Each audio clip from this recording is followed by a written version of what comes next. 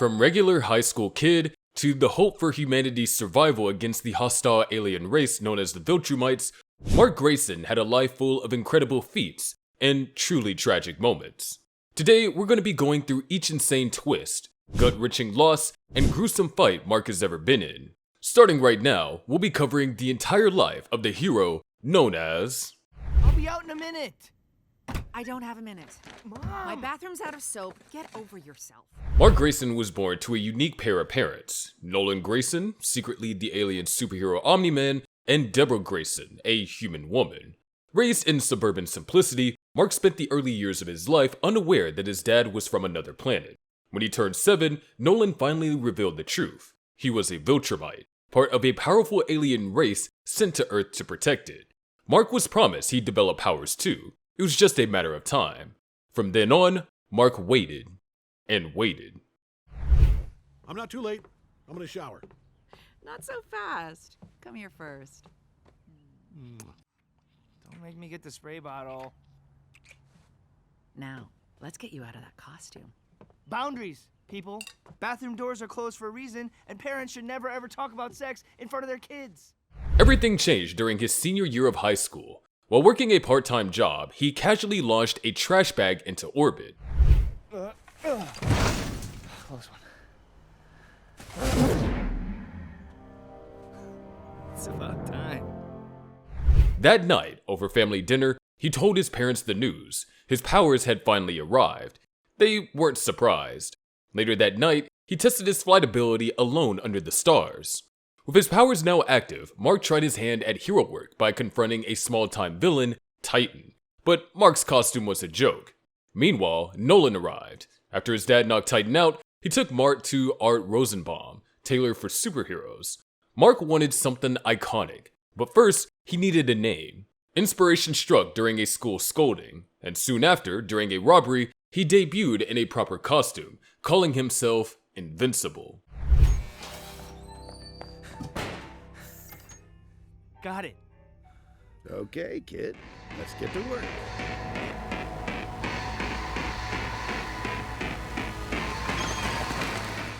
Shortly after getting his powers, Mark witnessed the brutal fallout of a catastrophic event. The entire Guardians of the Globe team is slaughtered. Omni-Man is found barely alive at the scene as the lone survivor.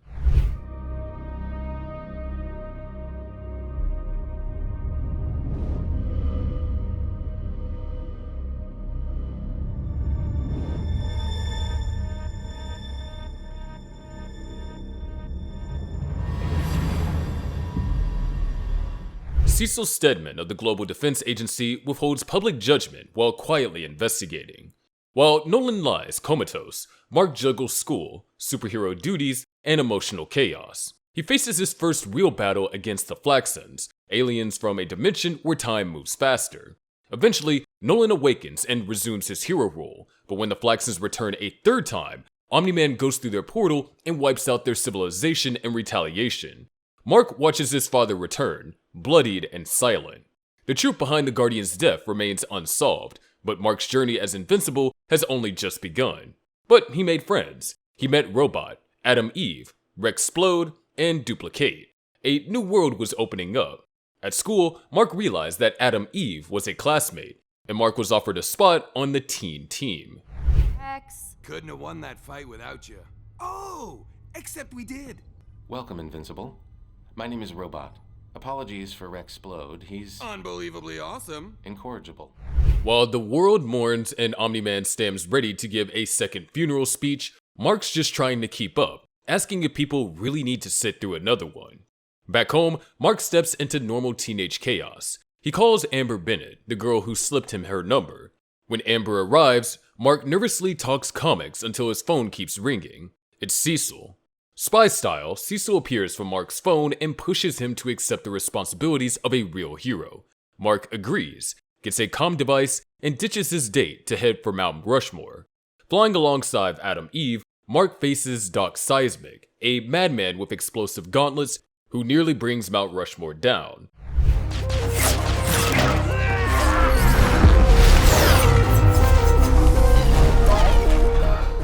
Invincible saves lives, including Abraham Lincoln's stone face, and helps Eve take the villain down. Doc Seismic falls into lava after his bracelets malfunction, and Mark barely escapes. Back home, Mark's heroic double life cost him. Amber is angry, but later Mark kisses her and someone watches their intimacy with a heavy heart.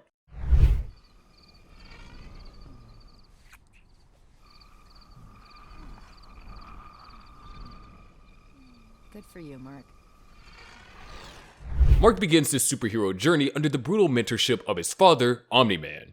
Early training includes sandblasting the desert by flying too low, struggling with aerial maneuvers, and losing a friendly race to Mount Everest, where Omni-Man reminds him that being a Viltrumite means pushing past limits. Mark, winded and humbled, learns that his father sees Earth as more than a mission. It's a home built through love and sacrifice. But Omni-Man also makes it clear, being Viltrumite isn't about comfort, it's about hard choices. I don't know if I could do that. Do what?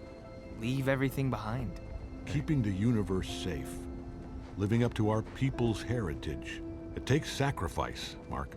That's what I'm trying to teach you. When NASA plans a manned mission to Mars, Omni-Man declines to offer to oversee it, claiming Earth and Mark need him more.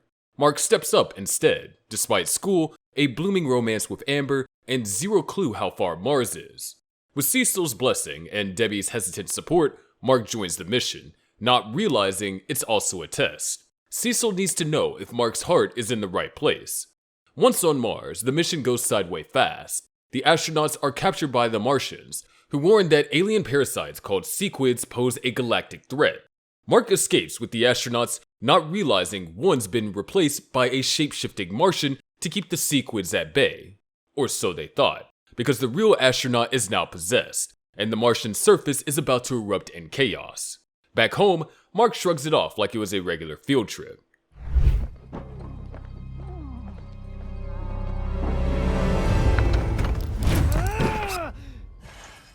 Oh, hey, you're back early. Wow.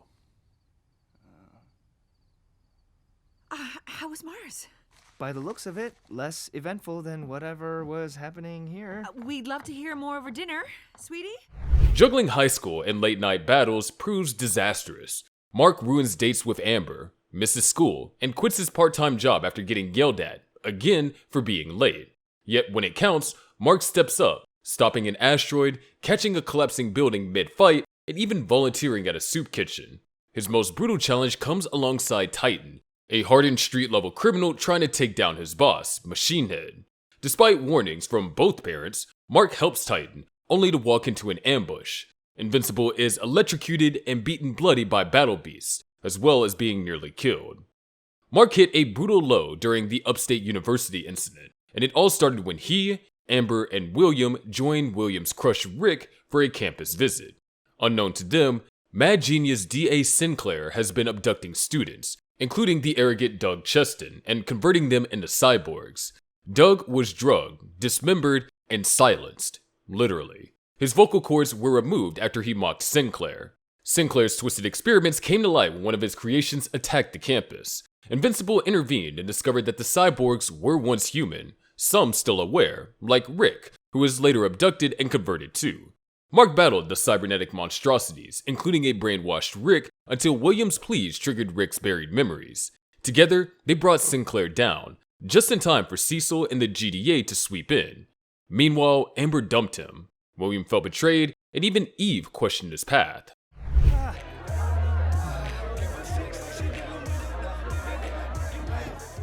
Mark is not just heartbroken, he questions everything.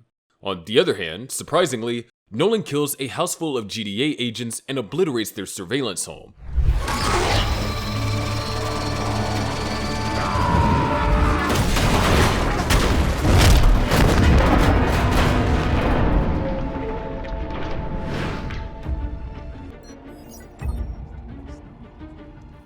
$400 billion for the world's most expensive nosebleed. Only escalating everything. Cecil, desperate, tells Debbie that Mark might be the only one who can stop Nolan. But Mark? He's out flying with Eve, processing his breakup, lost in confusion about who he even is. When they witness a massive explosion from Nolan's battle with the GDA Super Beast, Mark tries to walk away, but Eve doesn't let him. Eventually, Mark joins the fight, father and son finally battling side by side. But it's short-lived.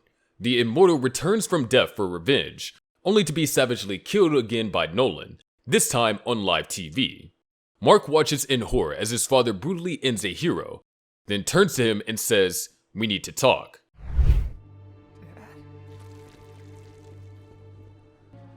Mark.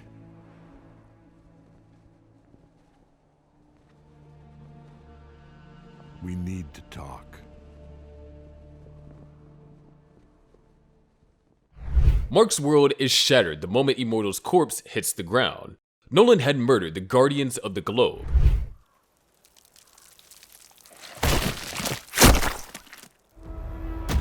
Mark. We need to talk.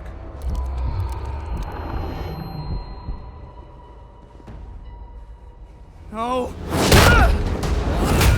Then came the truth, the Great Purge, Viltrum's rise, and Mark's terrifying inheritance. Nolan revealed that Viltrumites are a brutal race, forged through genocide and conquest. Their strategy shifted over time, from direct domination to subtle infiltration. Earth? Just another target. And Nolan? The advanced agent. Mark? Only important now because he showed Viltrumite potential. Mark rejected it all. Nolan's cold dismissal of humanity, calling Debbie a pet, pushed him over the edge. He vowed to protect Earth, and Nolan responded with violence. The battle that followed was less of a fight and more of a slaughter. Mark tried reasoning, saving lives, and Nolan showed him just how little that meant to him.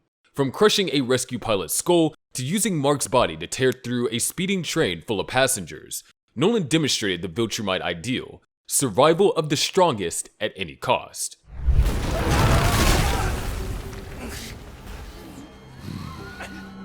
Abby, I need to save them. No.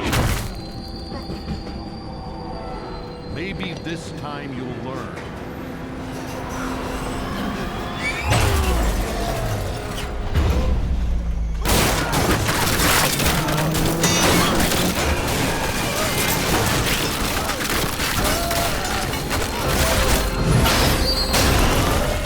Mark, broken and bloodied, clung to his humanity. When Nolan asked what he'd have in 500 years, Mark simply said, "You, Dad."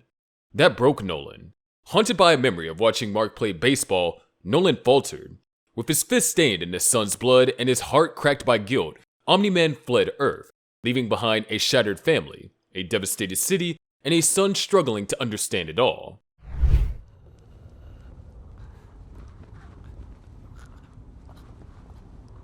Dad?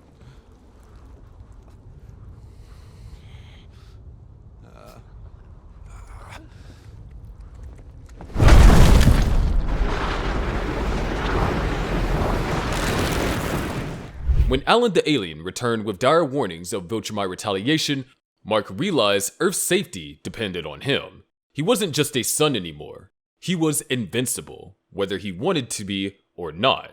I've been hit harder before. Like, way harder. So arrogant.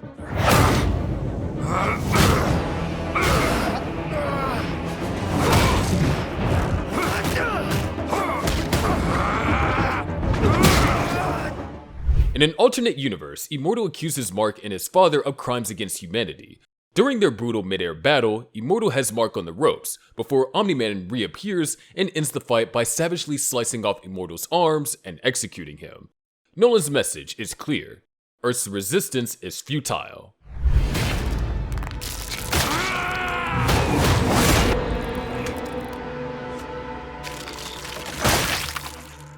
Following this, Mark fully aligns with his father. A destroyed city becomes a monument to their allegiance with Team Rebellion. On a massive screen, Mark addresses humanity directly, urging them to surrender, calling himself invincible as if the title alone should earn their trust. You all feel like we're the bad guys because my dad and I took over your planet. You're going to be part of the Viltrum Empire now. Meanwhile, deep underground, remnants of Earth's resistance, Robot, Angstrom Levy, and a weary Adam Eve plot their next move. But it's too late. Nolan and Mark descend. Nolan murders Rudy and Mark paralyzes Eve, his affection for her showing in twisted ways. The resistance is condemned to death. Angstrom protests but is dragged into a portal mid-speech. I missed lunch because of that riot in Bangkok. Way ahead of you.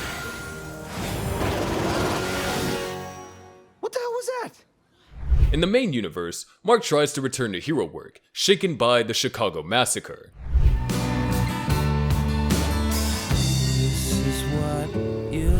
Angstrom Levy builds a multiverse-hopping machine with the help of the Mauler twins, but when Mark intervenes, all hell breaks loose. The machine explodes during a mass memory transfer, killing countless Maulers and warping Angstrom into a hideous broken being. He escapes vengeful, disoriented, and blaming Mark. I won't build my utopia with blood! Stop! There's too much power! You'll kill us all!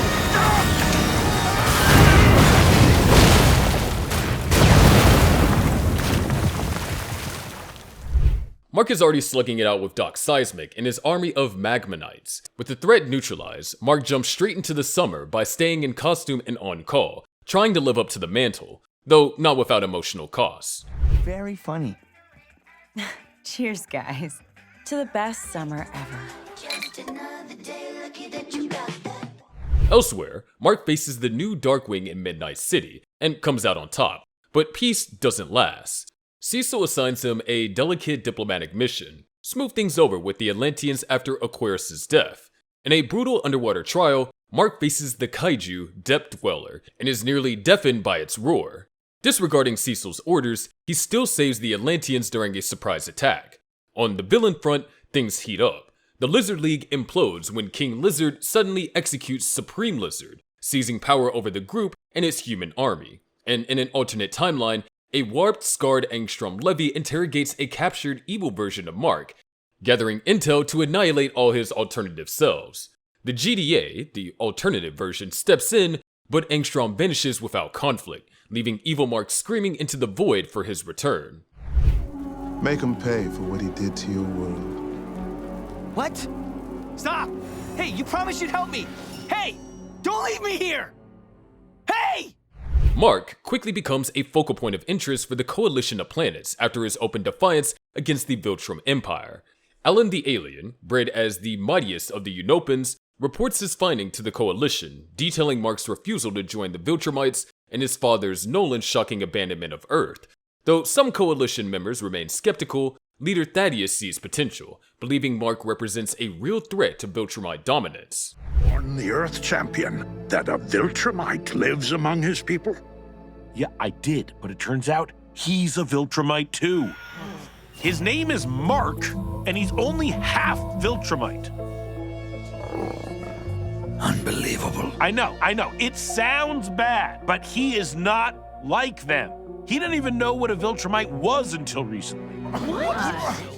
Thaddeus, suspecting a mole within the coalition, secretly tasks Alan with rooting out the traitor. Before Alan can act, he's ambushed and nearly killed by Viltrumite enforcers, Thula, Lucan, and Vidor. In a twist of betrayal, Thaddeus sabotages Alan's recovery, hinting at the deeper layers of intrigue within the coalition itself. Defying orders from the Earth's defense head, Cecil, Mark responds to a plea from a shape-shifting alien from Thraxa. There, in a stunning reunion, he finds his father alive, now the ruler of the Thraxan people. May I present Invincible of Earth? Oh.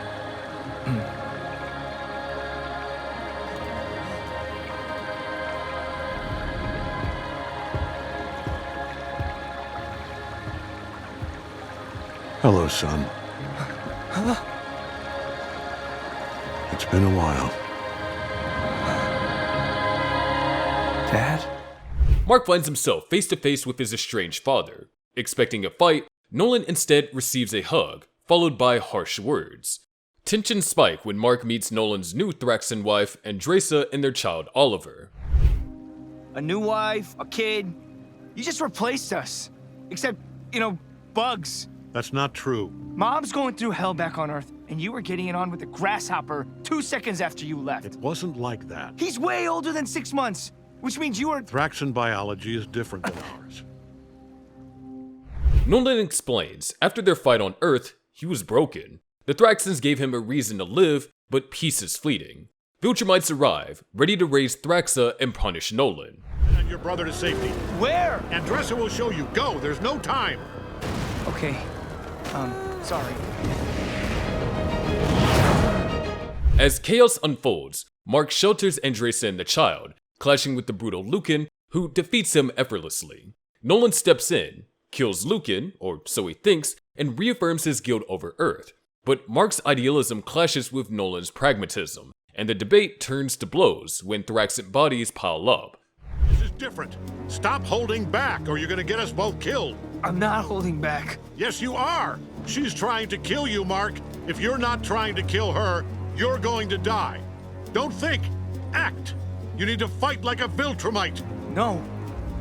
I don't kill people. If you don't do this, we're all dead.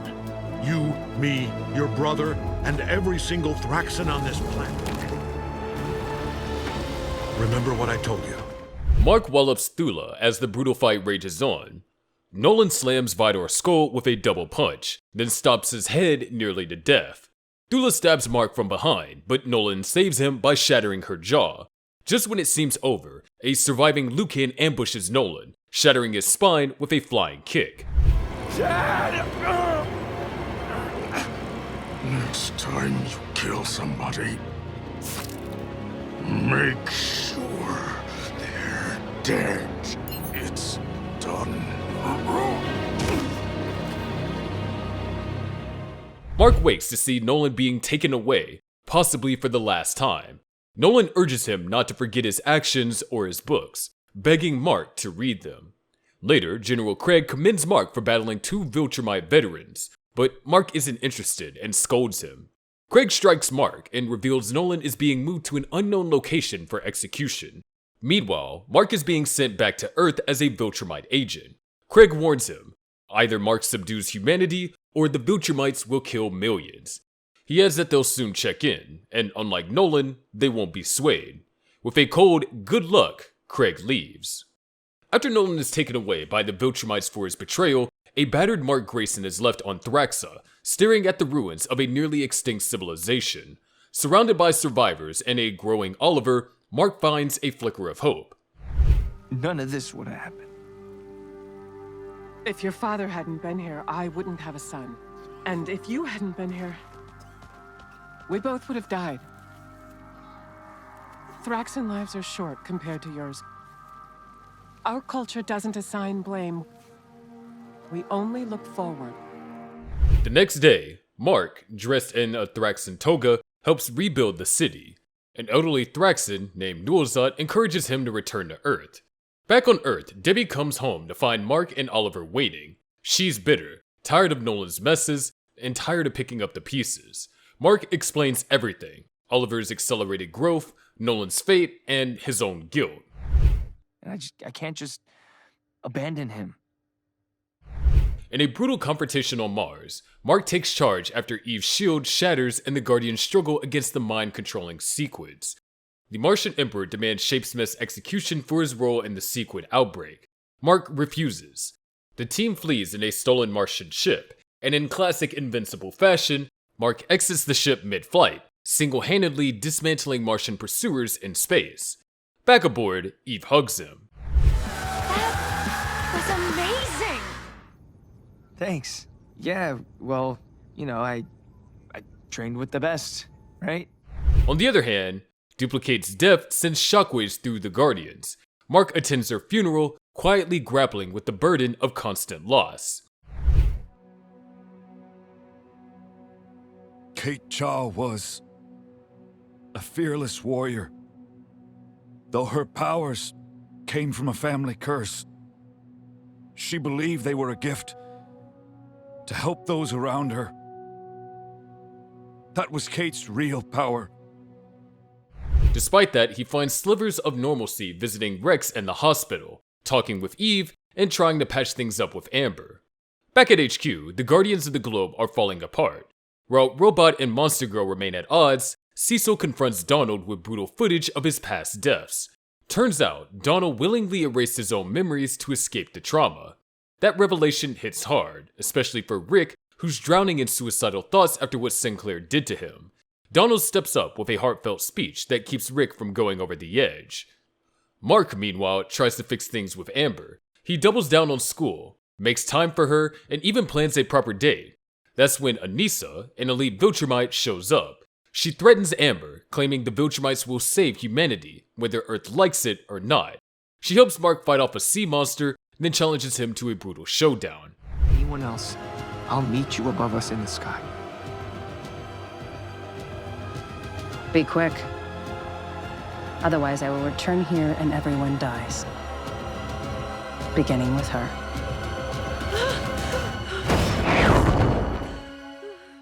Mark refuses to bend. Anissa wins, but spares them. That mercy shatters what's left of his relationship with Amber. Show me you can learn! Just say the goddamn words, Mark. The final blow? Angstrom contacts Mark through Debbie's phone, revealing he's taking control of both Debbie and Oliver. While Anissa sulks in defeat, Alan the alien lets himself be captured on purpose. Mark's war is only beginning. Angstrom is holding his mother Debbie and half-brother Oliver hostage. Mark doesn't even remember who Angstrom is at first, but the villain quickly jogs his memory, violently. What starts as a tense standoff turns into a cross-dimensional hell ride. Angstrom teleports Mark into a series of alternate realities, hoping to grind him down emotionally and physically. From intelligent dinosaurs and zombie wastelands to Mad Max-style survival arenas, Mark is flung from world to world, barely holding on. He meets alternate versions of heroes, encounters sinister doppelgangers of himself committing atrocities, and witnesses horrific outcomes of different timelines. With every jump, Angstrom's rage and instability grow worse. Back in the real world, Debbie Grayson holds her own against Angstrom, smashing a flower pot over his head, slicing him with glass, and even throwing koi ducks at him. But ultimately, she's brutally overpowered. Mark finally returns and sees the damage done to his mom. And that's when something snaps. Angstrom reveals that he was upgraded by doctors from multiple dimensions, intending to make Mark vulnerable by exhausting him. It backfires. Mark unleashes everything: grief, rage, guilt, and one of the most savage beatdowns in Invincible history. He doesn't just stop Angstrom, he ends him. And afterwards, Mark looks at his blood-soaked hands and utters a haunting line. "I thought you were stronger." The trauma lingers. He flies across the world, venting through the sky, dodging his old life and wrestling with who he's become.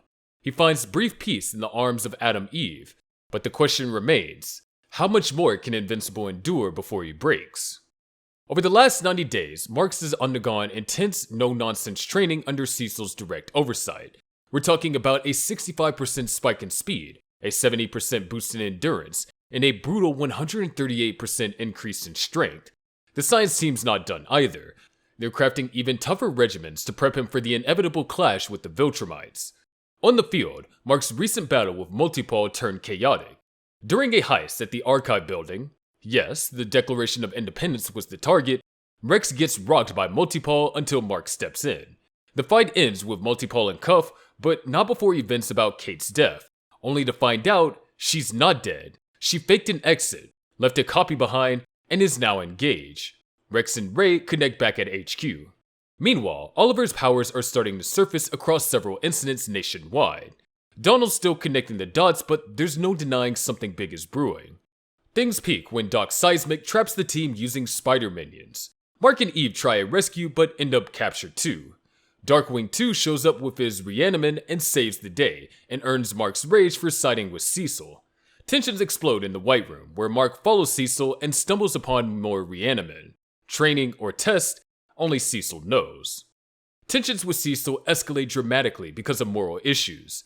At one point, Mark confronted him in the GDA's White Room, questioning the agency's operations, especially Cecil's use of Reaniman, cybernetic soldiers made from dead humans. Mark, horrified by the agency's brutality and secrecy, demanded transparency. Cecil refused.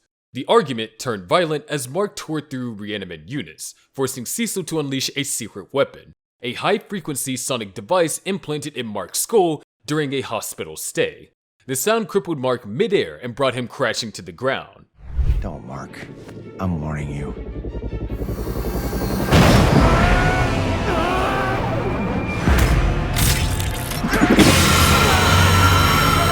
Tangled with it, Atlantis. I had the lab boys recreate the sound it made. Turns out we can transmit it to your earpiece. Not that earpiece. The one we implanted when you were in our hospital. the one too deep to reach. So be reasonable, Mark. Despite Cecil's claims that he believed in Mark, the act shattered any trust between them. Mark fled to the Guardians of the Globe for help, begging Rudy to remove the implant. Cecil followed, demanding Mark's surrender. When negotiations failed, Cecil again triggered the device. The Guardians, witnessing Mark's agony, turned on Cecil's reaniman. Rex destroyed the controller, but the pain didn't stop. A dead man's switch kept the frequency active until Rudy disabled it manually. Enraged, Mark obliterated the remaining reaniman. Meanwhile, GDA fallout spread. Several Guardians quit, disgusted by Cecil's use of reaniman and the bomb he implanted in Mark's head. Rudy, Monster Girl, Rex, and the others walked out, citing broken trust. Back at the GDA, Cecil tried to rebuild, reinstating Darkwing and promising tryouts for replacements. But he couldn't dodge the question, what now with Invincible? Magmaniac and Tether Tyrant, former villains turned homeless lovers, relapsed into crime. Mark intervenes during their second robbery attempt, accompanied by his half-brother Oliver. Driven to shape Oliver into a proper hero, Mark takes him to the Art Rosenbaum shop to discuss strategy and suit up. But Oliver's bold new alias, Kid Omni-Man, sends Mark reeling. Don't ever do that again. But those guys... I don't want to hear it. You either listen, or you go home. It all comes to a head when Mark joins the Rogue Guardians to stop the Mauler twins from detonating a nuclear bomb. Mark disables the bomb in space, but Oliver stays behind. Alone and overwhelmed, Oliver snaps, killing both Maulers in a grisly bloodbath. It's a turning point. Mark sees in Oliver the same ruthless instincts that once consumed their father. I didn't mean it. It was an accident. I didn't mean to kill them. I saved you guys. They're just stunned, Oliver.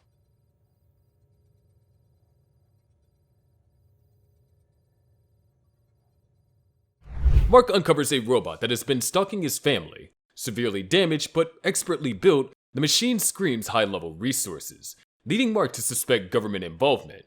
He confronts Cecil, only to get stonewalled. With no answers, Mark breaks into the Pentagon. Nothing, just more surveillance and tighter walls. Cecil keeps watching. Then, time travelers, Dropkick and Fight Master, crash his date with Eve. Yeah, I'm not ruining our date just because... Mark!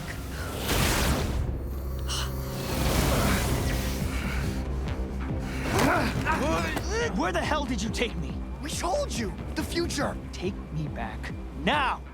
The duo, best known for stealing the Declaration of Independence, emerge from a portal in Paris. They beg for help.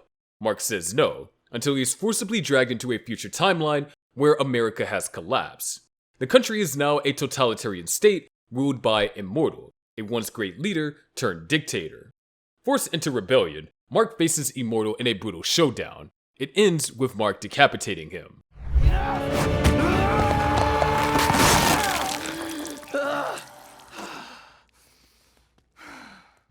Back in the present, global threats continue to mount. Alan the alien remains locked in a Viltrumite prison, trying to rally support against their empire. He reaches out to Nolan. When the Viltrumites attempt to execute Nolan, Alan intervenes, igniting a riot. Amid the chaos, he frees Battle Beast, unleashing even more destruction. As the dust settle, Nolan reveals a crucial secret. Fewer than 50 pureblood Viltrumites remain. Their low numbers give them strategic leverage, but also show their vulnerability. With reinforcements unlikely, Nolan hints that he may join the rebellion after all.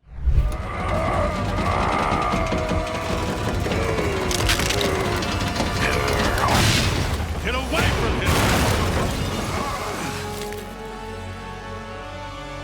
Good to see you, man. Eve launches Invincible Inc., a new business venture under his superhero persona. You're in? I'm in.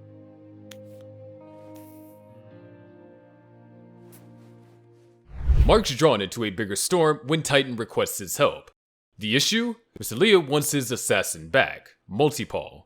Despite being locked up, Paul initiates a breakout using his cloning ability. Dozens of his copies pile against the glass until it shatters, all while the original hangs from the ceiling, nearly escaping before being tagged. Kate later visits Paul, and their fractured sibling bond is explored in a flashback, one where their unchecked powers drove their father insane. While Machine Head consults with Titan about Lou's aggression, Lou himself transforms into a massive dragon and attacks the prison after learning Paul is still inside. Mark and Eve rush in, a brutal battle unfolds, cells are blown open, and prisoners escape, and Multipaw slips away yet again. Mark wrestles the dragon, and Eve tries to contain the chaos, but it's Machine Head who ultimately ends Liu by eliminating his human vessel. But I like you.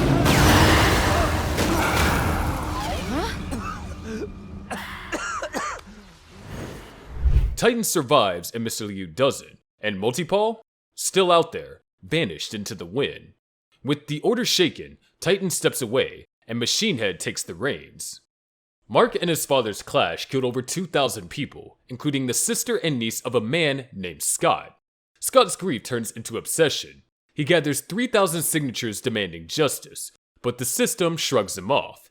Enraged and desperate, Scott reinvents himself as Powerplex, training relentlessly with his wife and developing powerful electrical abilities.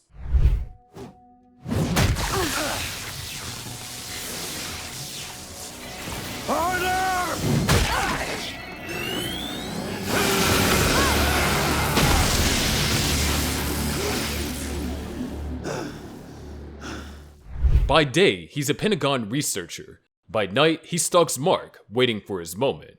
As Mark tries to maintain balance, guiding his younger brother Oliver, and fighting villains like Elephant, he remains unaware of Powerplex lurking in the background. When the moment comes, Invincible is absent again. Eve steps in and defeats Powerplex handily. The Guardians arrest him, but he escapes shortly after. Things spiral when Scott, in a final act of desperation, kidnaps a civilian to bait Mark. During their violent showdown, Scott loses control, and his powers accidentally kill his own wife and son. Captured and consumed by rage, Powerplex sits in custody while Mark is left to process the fallout. And just as things seem to settle, Angstrom Levy begins assembling a multiverse of Mark clones. Another war is coming, and Invincible knows the cost all too well.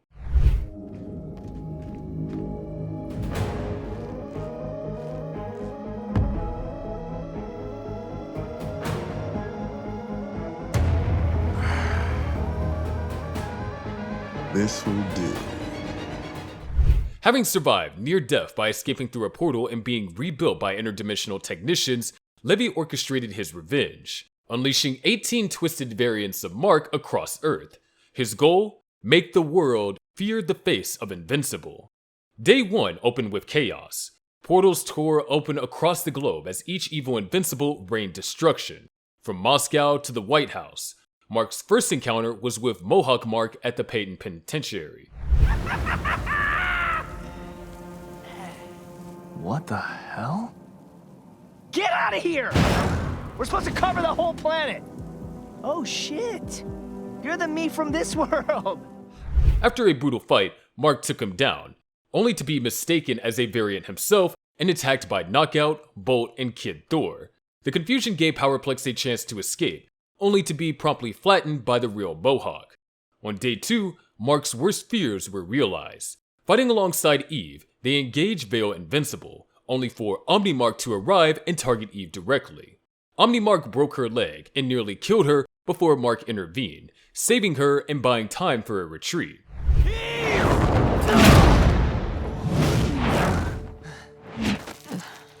Eve! From there, Mark refused to leave her side, prioritizing her life over chasing the battle.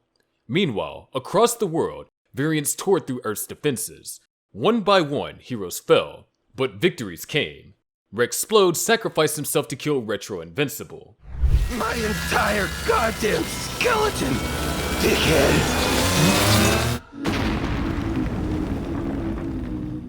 Kid Omni-Man helped take down Long Hair Invincible, Tech Jacket destroyed Mustache Invincible in orbit, and the tide slowly began to turn. By the end, many variants were dead, others disappeared, and Earth was scarred. By day 3 of the Multiversal War, there had already been lost multiple versions of himself. The Chaos left only 8 alternative Invincibles alive: Sinister, Viltrum, Mohawk, Maskless, Target, Prisoner, Omni, and Dark. They hovered over the ruins of destroyed cities, summoned by Angstrom Levy to regroup at the Grayson house. Omni-Invincible resented returning home. Dark Invincible, though, was nostalgic, claiming he still cherished the memories tied to the house. Mohawk Mark lost patience, snapping about Angstrom's delay, right before the villain arrived with his usual flair. Angstrom praised the destruction the Invincibles caused, saying they left a lasting scar on Mark's world. But things turned. When Angstrom ordered them to retrieve the main Invincible, Sinister Mark led the resistance, arguing the planet already cost them too many of their own. Mohawk Mark mocked the dead, calling them weak. Dark Mark brought up the deal. He was promised Debbie from the main dimension. I came here to find Mom and bring her back with me. Oh, someone misses their mommy. Sinister Mark warned Angstrom that if he didn't deliver on his promises, they'd kill him. Before the betrayal could fully ignite, Angstrom opened multiple portals. His drones ambushed the Invincible variants, tackling and banishing them to the Wasteland dimension, where he had once trapped the original Mark. Sinister Mark raged, but it was useless. Angstrom was gone. And that's when the real Invincible entered. Cecil teleported Mark to confront Angstrom directly. Drones swarmed, portals opened, and Angstrom taunted Invincible about destroying everything he loved. Fueled by rage, Mark fought through the assault. Kid Omni-Man arrived, urging him to finish Angstrom once and for all. Mark hesitated, but moved to strike. At the last second, Angstrom escaped through a portal, though not without cost, as Mark severed his arm.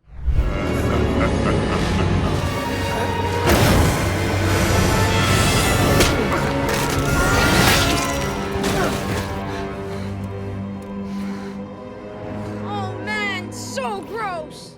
The world left the Earth in ruins, cities leveled, millions dead, heroes like Rexplode and Darkwing 2 perished. Invincible was racked with guilt. Rejected by some, blamed by others, he refused Cecil's offer to lead the Guardians. But then appears Conquest, the Viltrumite. Stand ready for my arrival, worm.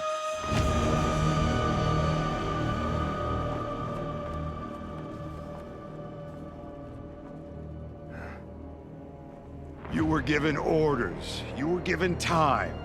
You were given more leeway than most, and yet I find this planet unprepared for the arrival of our Viltrum Empire. This isn't a good time. The fight kicked off in the city, leveling streets, buildings, and anyone caught in the crossfire.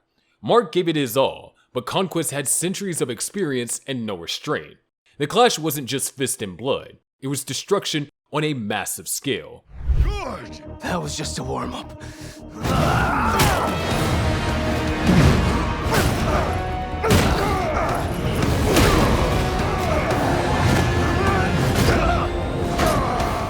Mark's younger brother Oliver rushed into the chaos to help, but it wasn't enough.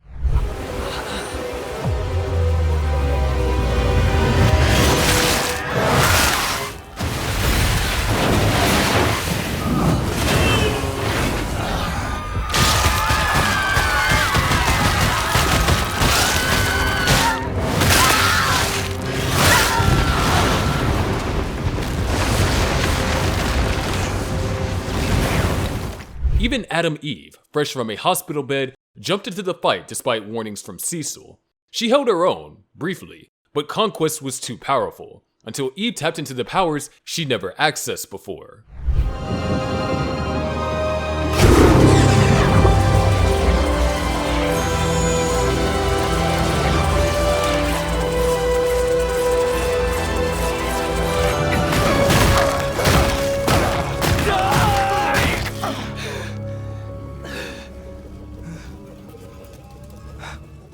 One massive energy blast tore through Conquest's skin, giving Mark the opening he needed to end it with a vicious headbutt.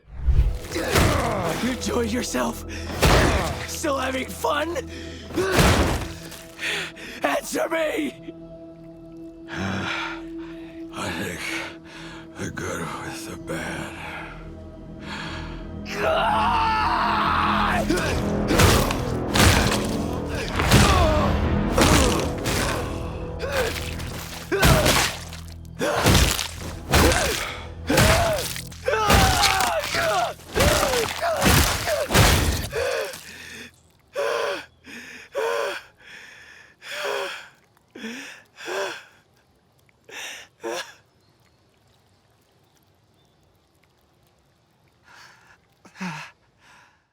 cost?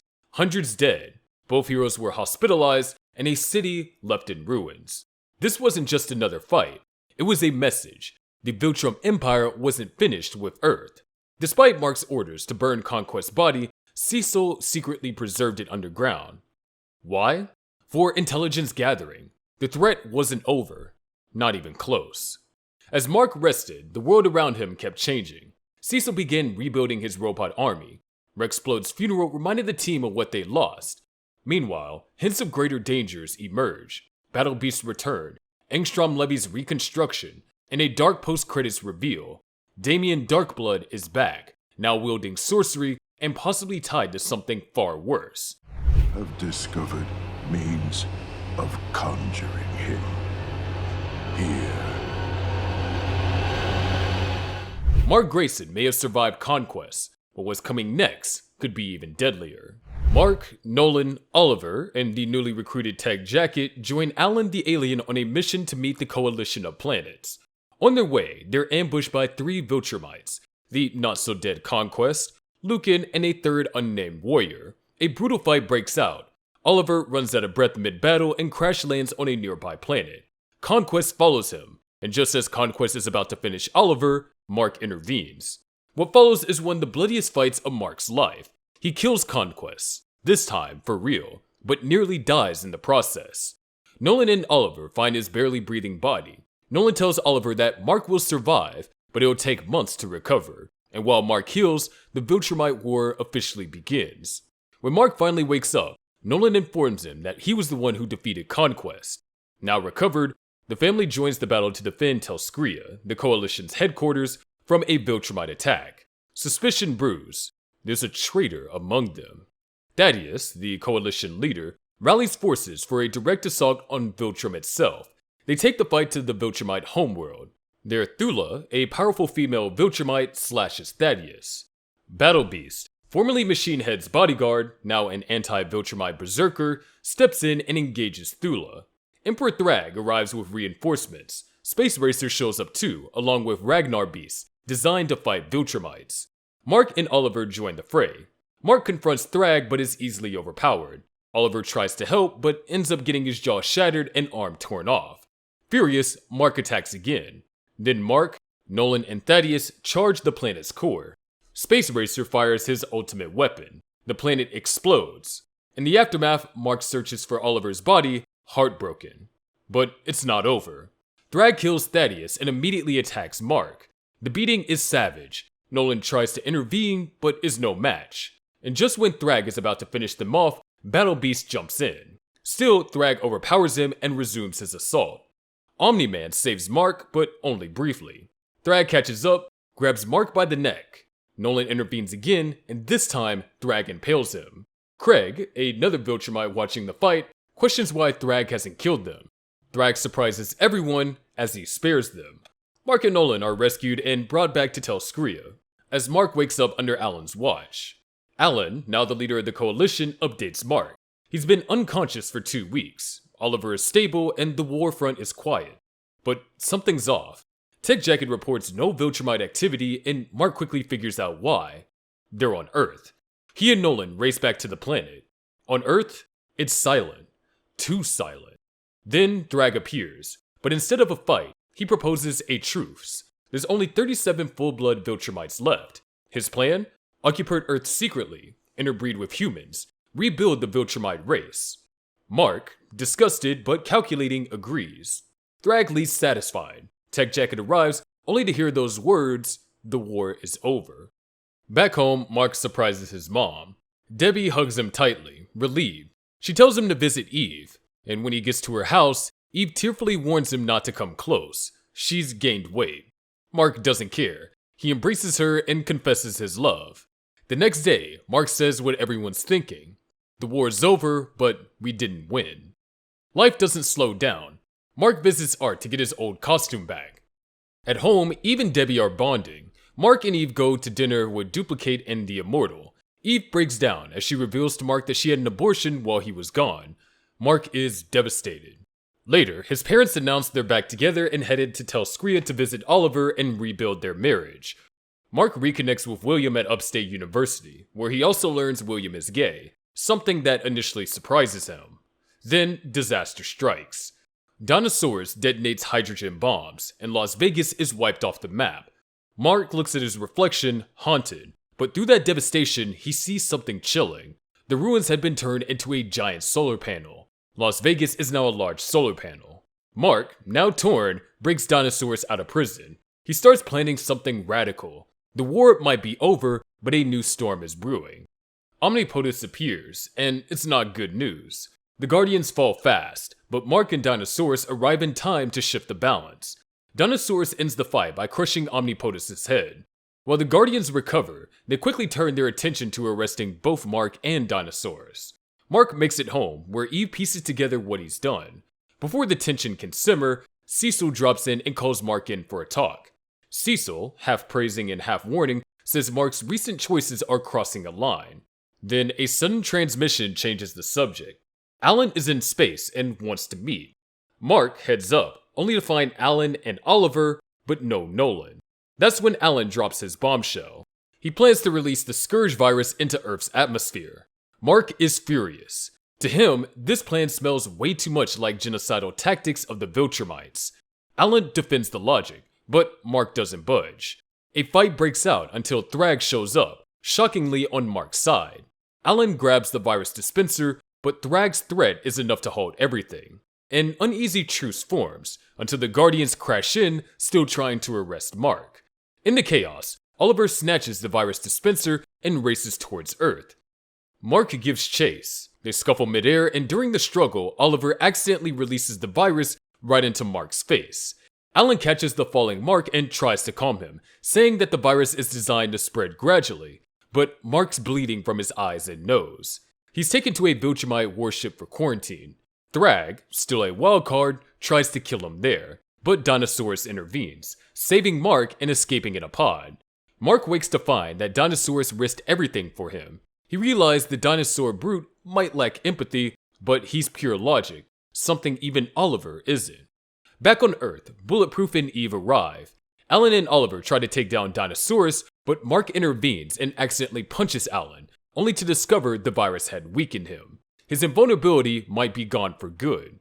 After surgery at the Pentagon, Cecil confirms that Mark may never be invincible again. Powerless and frustrated, Mark sits on the sidelines while Eve goes solo into battle. He lashes out at Alan and Oliver, but soon reconciles with his brother. They hug and Eve comes home and suggests intimacy. They reconnect, but Mark admits that he doesn't feel the same without powers. His abilities have dulled his sense of reality. Days later, he regains those powers mid-intimacy, but the moment's short-lived, as the next crisis is right around the corner. With his powers back, Mark flies to Dinosaurs' base. Dinosaurs reveals his latest scheme. He planted a bomb in Los Angeles to draw attention away from a real bomb in Greenland. When Greenland detonates, flooding major cities globally, Mark snaps. He beats Dinosaurs down, furious at the devastation, but Dinosaurs retaliates and gains the upper hand. In a shocking twist, Dinosaurs smashes Mark's head and tears him apart for the world to see.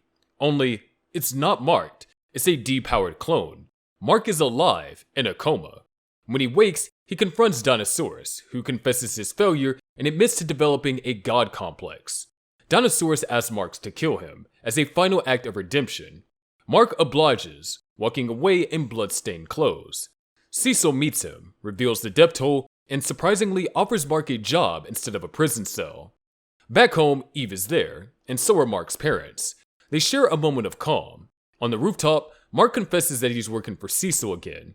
Eve is shocked, but more so when she reveals she's pregnant. After knowing about Eve's pregnancy, Mark is stunned but supportive. They decide to keep the baby. Excited, Mark returns to hero duty, even clearing debris with the Guardians. Robot isn't thrilled, attacking Mark until Cecil steps in. In the Pentagon, Mark mentions his father's return and the pregnancy. To ensure Dinosaurs is really dead, Mark also asks to see the body. He confirms it, using a secret marking that he had placed. Later, Mark has a consultant, Sherry, check on Eve's pregnancy. She warns that Eve must never use her powers again, as it can harm the fetus. Time passes and Nolan becomes the Emperor of Viltrum. Eve makes a ring with her powers and accepts Mark's future proposal before he even asks, but she collapses from the strain. Sherry confirms that the fetus is still okay, but reminds her no powers. Mark later battles Mauler and returns home to find Eve kidnapped by Angstrom Levy. Levy banishes Mark to a dimension where an alternate, cannibalistic version of himself lives.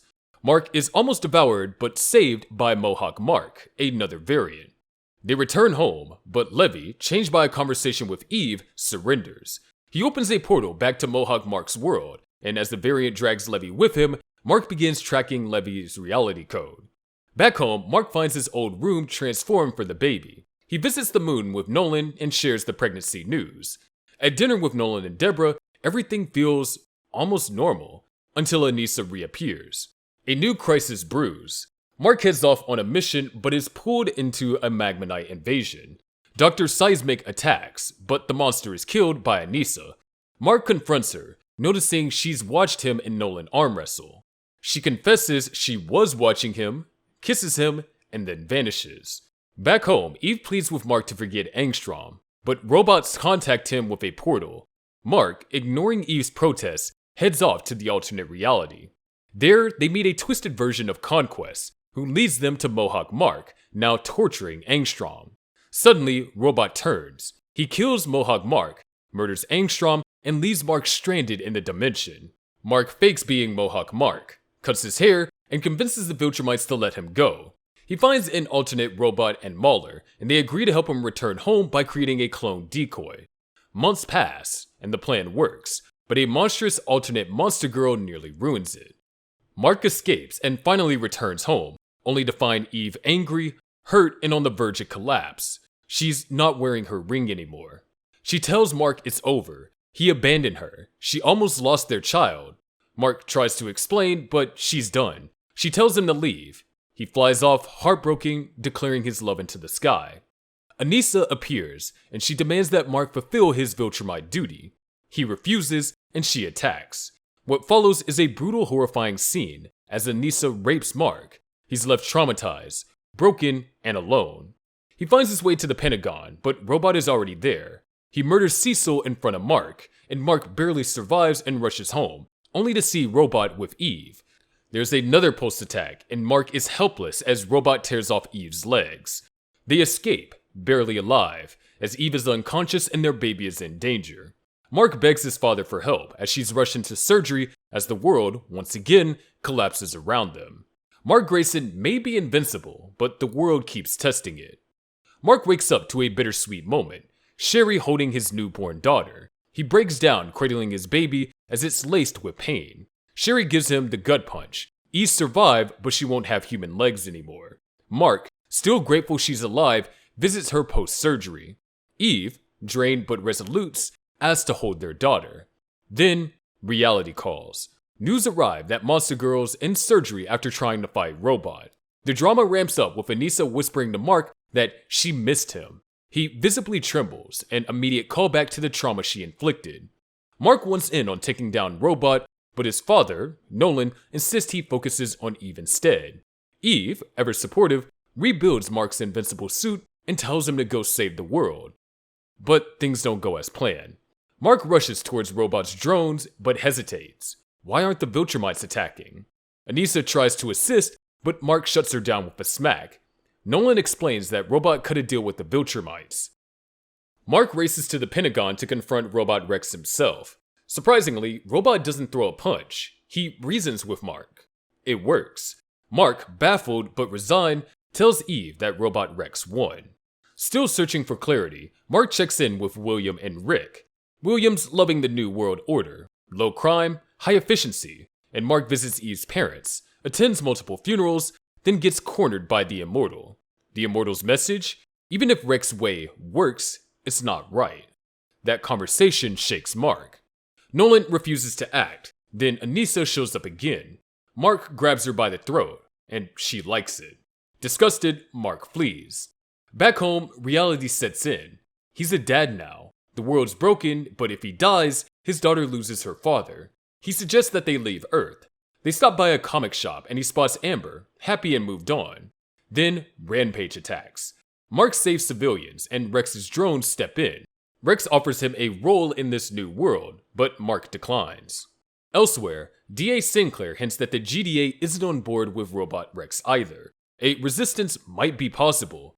Mark tries to join forces with the Immortal, but tensions flares. Eve and Mark decompress with a movie night. Later, Eve tries to get intimate, and Mark pulls away as Anissa's trauma still haunts him. They meet Nolan and Art. Mark says goodbye to his father and visits his mother on the moon. Finally, Eve names their daughter Terra. Life in Telskria begins awkwardly. Alan the alien meets Terra, only to get socked in the eye. Eve shields them as Alan bodyguards react, but things cool off. Oliver, now older, shows up with his lobster-esque girlfriend, Haluma. They all settle in. Mark and Oliver bond over dinner, and Mark's impressed by the alien food, but regrets it the next morning. A quick gag-flush comedy bit ends with Mark and Eve sharing a kiss. Then the mood crashes. Mark breaks down and finally tells Eve that Anissa raped him. Eve is heartbroken, but before they can fully process it, Terra stops breathing. They race to the hospital. A doctor hesitates to treat her upon learning that she is a hybrid. Mark demands care. Eventually, Terra is stabilized. Turns out it was a reaction to the alien food. Oxidation, not oxygen deprivation. Still, the trauma leaves Mark rattled. Alan offers Mark a job, spy for the Coalition. After some hesitation, he accepts. Back home, Eve adapts their diet to keep Terra safe. They begin the difficult conversation about Anissa again, and Eve assures Mark he isn't to blame. Later, Alan warns Mark, Battle Beast probably won't survive the fight with Thragg. Mark is asked to finish the job if it comes to it. On Thraxa, Mark and Oliver search the aftermath. They find Thresha, Battle Beast's partner, and Space Racer drifting through debris. Thresha lashes out in grief but is subdued. Back home, Mark and Eve try to reconnect, and Mark agrees to try intimacy again. Their life shifts into parenting mode as Mark feeds Terra, plays with her, gets puked on, everything that a dad should do. He tells her that she's the best thing that had ever happened to him, and he promises to scold her if she messes up, because that's his job. While out walking, they rescue a local creature. The girl eats it alive. It's a weird planet, and they roll with it. Weeks go by, and Mark and Oliver go on missions. One leads them to a Canslock farm, where they defeat a monster called Rhinax. Reports say that Space Racer is probably dead. They follow the trail straight to a mysterious blue light. Mark touches it. Suddenly, Mark's back on the toilet. He remembers everything, but it's the past. He meets Eve before she knows him. He hopes the teen team win battles that they haven't even fought yet, and Nolan notices something is off. Mark tells him he already has powers, and knows about Nolan's plan to betray Earth. Nolan loses it. Mark leads him to the Guardians, who subdue him, and Nolan pleads regret. Mark spends the next few weeks saving lives again and again, knowing exactly how everything will unfold, but he stays away from Eve, who's still dating Rex. Eventually, a mysterious entity offers him a choice: stay in his rebooted timeline and save the world, or return home. He chooses home, for his daughter, for Terra. He returns to find that 5 years have passed. Terra is now a young child. He weeps at the loss of time. She forgives him and Eve comforts him. They visit Alan, Nolan, and even Robot Rex.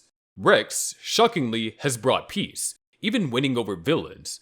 Only Monster Girl and Monax oppose him, and Mark still doesn't trust him. Eve reveals that she had a fling while he was gone. Mark understands, but it still stings. They try to resume normalcy. But soon they get ambushed by Unan and Ursel, Thragg's hybrid Thraxan Viltrumite twins, and the only documented Viltrumite siblings. The twins target Terra. Unan makes the first move, threatening Terra, which pushes Mark into full-on attack mode. Eve grabs Terra and takes flight, but Ursel intercepts them mid-air. Mark quickly disables Unan and races to help, punching Ursel away. Eve urges Mark to take Terra since he can fly faster. As they flee, Terra begins to struggle to breathe at high speeds, forcing Mark to slow down. That hesitation gives Unan a chance, and he seizes Terra and drops her. Panicked, Mark breaks free and races to find her, only to come across Eve battling Ursel. He slams Ursel into the ground, and Eve believes that Terra is still alive, and together they capture Unan. They find Terra, shaken but alive, next to Oliver's lifeless body and a waiting Thragg. Mark begs Thragg to spare his daughter. Thragg mocks him, claiming heroes don't kill. In a shocking turn, Mark kills Unan on the spot. Enraged, Thragg rips Mark in half. Ursula injures Eve and the twins leave them for dead, but Eve pulls off a miracle, healing them both. Seeing Oliver's corpse, Mark snaps. He declares he's done playing defense. It's time to take down Thragg for good, and Eve backs him. This war just got personal. After uncovering Thragg's horrifying new army of hybrid Viltrumite offspring, Mark Grayson and his allies return to the Coalition of Worlds. The message is clear. They're about to face the most dangerous threat the universe has ever seen. Knowing what lies ahead, Mark and Eve get married, solidifying their bond before heading into a war that could end everything. This sets the board for an all-out final conflict. Earth's greatest heroes, the Coalition, and the loyal Viltrumites rally behind Nolan and Mark to take on Thragg and his 1,000-strong force of half-breed killers. The war is brutal. Both sides suffer massive losses, but Thragg doesn't care. He sees his children as tools, not people.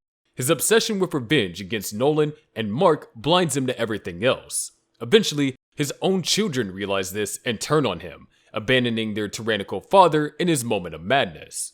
In the climatic battle, Thragg mortally wounds Nolan, forcing Mark to face his greatest enemy alone on the surface of the sun. In a brutal showdown, Mark emerges victorious, finally killing Thragg and saving the universe. But the cost is immense. Nolan dies, passing leadership of the Viltrumites to Mark, and thanking him for transforming, not just for him, but for their entire race. The story doesn't end there. With Thragg gone, Mark and Earth's heroes take down Robot, ending his authoritarian grip on the planet. Peace slowly returns. Mark, now the leader of the reformed Viltrum Empire, dedicates his life to the ideals Nolan once tried to teach him. With Eve by his side, Mark shapes the Viltrumites into protectors, not conquerors. His daughter becomes a hero in her own right. He even discovers that he has a son, Marky, born from Anissa's sexual assault. Marky eventually becomes Earth's new protector, the next Invincible. As the series closes, Eve reminds Mark that he's fulfilled his father's dreams, and Mark smiles.